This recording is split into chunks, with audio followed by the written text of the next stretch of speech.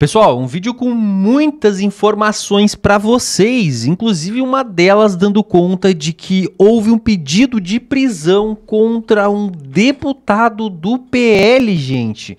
Bom, e a pessoa que pediu, gente, pasmem, mas ela pediu por conta de agressões que esse deputado teria feito a ela. E quem deu algumas dicas há cerca de 3 anos atrás, e dicas importantes que eu vou trazer aqui em um vídeo descontraído, foi o deputado Nicolas Ferreira, inclusive numa entrevista maravilhosa, mas que rendeu alguns cortes.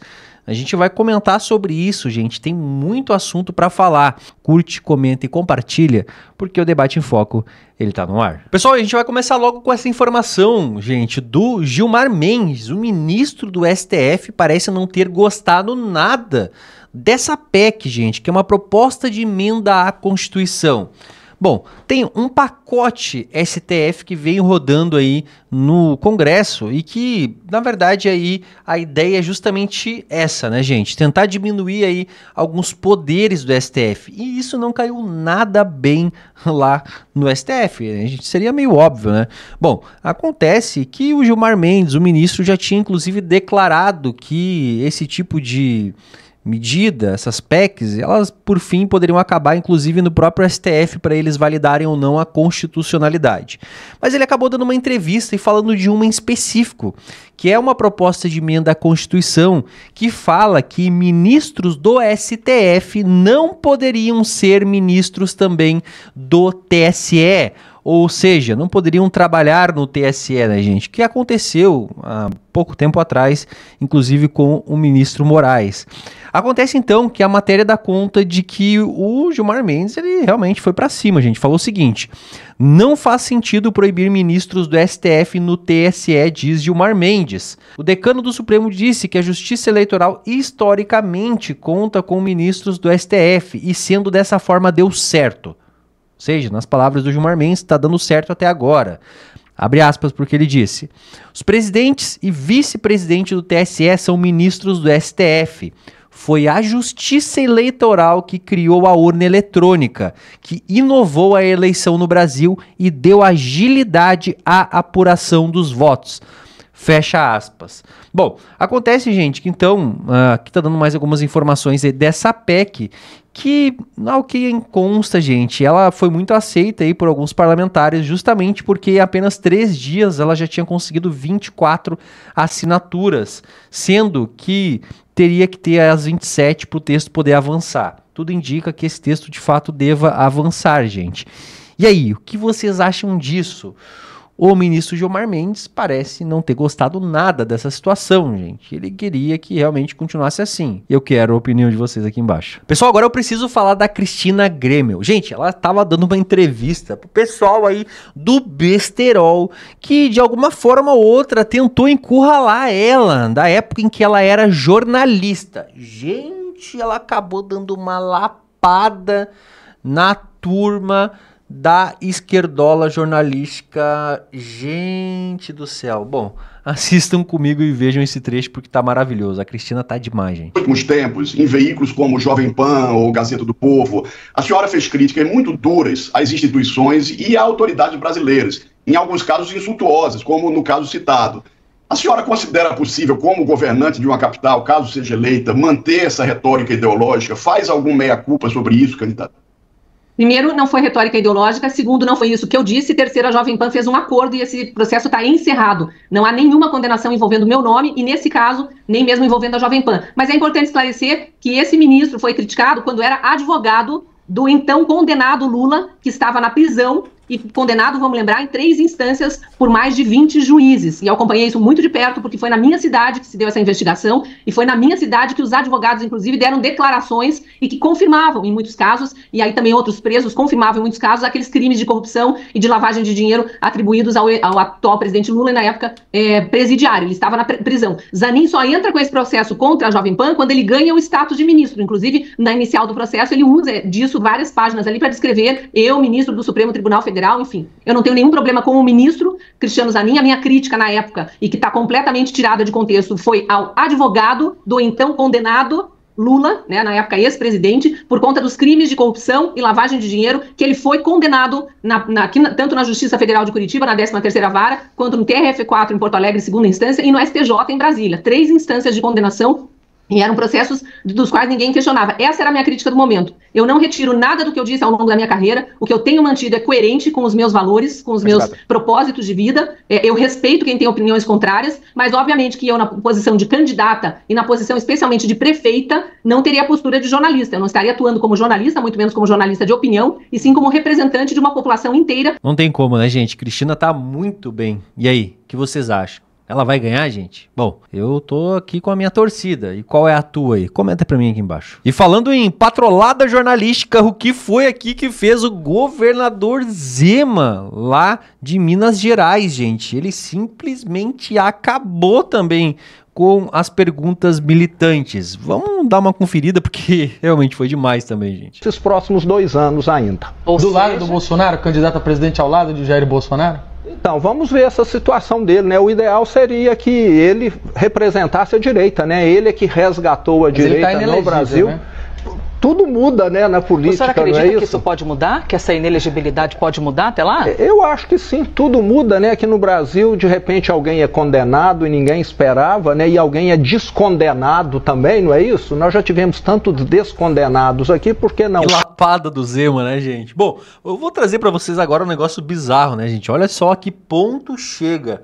Médico registra ponto e foge do trabalho. Pessoal, o pessoal do SBT, eles acabaram aí identificando que tinham alguns médicos em São Paulo que estavam registrando ponto e acabavam não cumprindo a sua carga horária. E dentro dessa investigação do SBT, eles acabaram mostrando aqui imagens que revelam, por exemplo, a conduta irregular de alguns médicos no Hospital Heliópolis, em São Paulo. Segundo a reportagem, neste hospital, a população enfrenta longas filas de espera para consultas. O urologista Lawrence Azeba chegou ao hospital às 5h20 da manhã, mas sua prática real não condiz com a carga horária estipulada. Após marcar o ponto, ele saiu para correr e mais tarde voltou para atender alguns pacientes antes de ir embora sem cumprir a carga horária de trabalho. Ele deveria trabalhar às segundas e quintas das 7 às 19. A corridinha é feita às vezes em volta do prédio do hospital, enquanto pacientes aguardam atendimento. Abordado pela reportagem, o médico não respondeu as perguntas e saiu correndo. Gente, é bizarro, vou mostrar o vídeo pra vocês agora, gente. No momento em que o médico é abordado. Olha isso, gente. É pago com o nosso dinheiro do imposto. Bom, é ir pra não chorar, porque tem gente, né, que acaba ficando nas filas horas e horas pra ser atendido. Gente morrendo em filas, gente. Olha só esse tipo de coisa, gente. Absurdo. Doutor Lawrence, tudo bem? Dá uma palavrinha com o senhor, por favor. Nós somos do SBT. Explica uma coisa pra mim. Como é que funciona? O senhor bateu o seu ponto e tá indo embora na corridinha? Como é que é? Estamos fazendo uma reportagem. Vem aqui, doutor. O senhor deve satisfação. O senhor recebe dinheiro público, doutor? O senhor vai fugir mesmo, doutor? Tá aí a explicação para o cidadão que paga imposto do doutor Lawrence. Pessoal, agora a gente vai falar desse caso que ele é um tanto quanto curioso, não é? Bom, o caso em si ele é sério, porque se trata aqui de um pedido de prisão que a Cíntia Chagas fez ao seu ex-marido Lucas Bove, que ele é um deputado do PL, gente. Mas tem um fato curioso com a Cíntia que eu já vou trazer na sequência, tá? Eu vou dar a matéria para vocês aqui. A defesa de Cíntia Chagas, ela entrou com um pedido de prisão preventiva para o deputado estadual Lucas Bove, ex-marido da influenciadora. A providência foi solicitada pelo descumprimento de medidas cautelares impostas no processo em que ele é acusado de agredir a ex-mulher em ação de violência doméstica. A informação foi confirmada pelo Metrópolis. O pedido foi feito por Gabriela Mansur, advogada de Cíntia.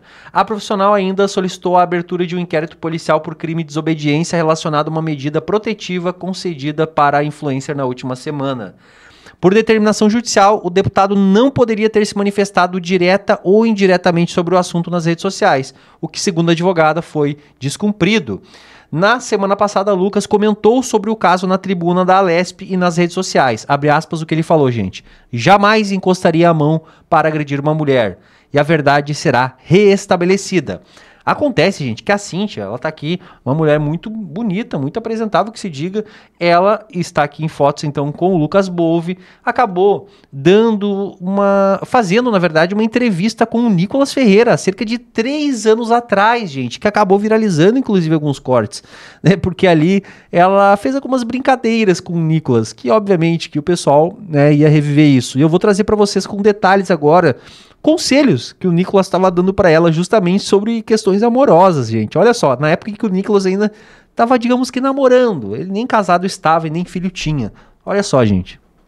E você tem aquela coisa do evangélico, do sexo só depois do casamento? Sim, é aquela coisa do evangélico, não é a coisa da Bíblia. Então você também, garotinha, se você for olhar lá na Bíblia, fala, olha, o sexo depois do casamento. Sabe por quê? Sabe por quê? Porque, deixa eu te explicar, Deus ele não é um Deus de aleatoriedade, tá? Ele é um Deus de finalidade. Então quando ele faz isso... Olha, gente, que vocabulário lindo. Deus não é um Deus de aleatoriedades, de aleatório, não é aleatório. Tem regra na coisa. Exato, tem regra. E ele não é um Deus, digamos assim, liberal, porque são 10 mandamentos, não são 10 sugestões. Então, sabe, ele coloca algo intencional. Você tá fazendo com que eu me sinta mal. Não, calma, não. Eu me sinto muito sentindo muito. Mas olha, sabe por quê? Porque isso é pro seu cuidado.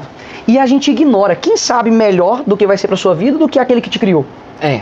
E aí o que a gente faz? A gente ignora, a gente acha Deus e fala, não, eu sei as melhores opções pra minha vida. E a própria Bíblia diz, olha, muitos são os planos do homem. Mas quem de fato vai dirigir e quem vai conduzir ao melhor planejamento é Deus. Se casar, beleza.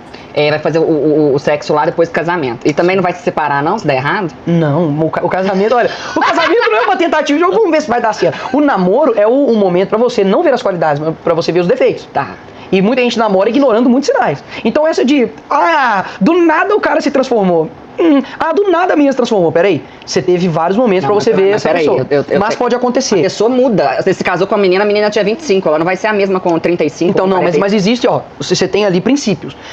A pessoa mudar os galhos da árvore, tudo bem, você poda ali, tá? Agora a raiz, a pessoa mudar a raiz do nada, você tira uma árvore e bota outra, a pessoa era uma pessoa super paciente, agora virou uma pessoa super estressada do nada, a pessoa te dá sinais.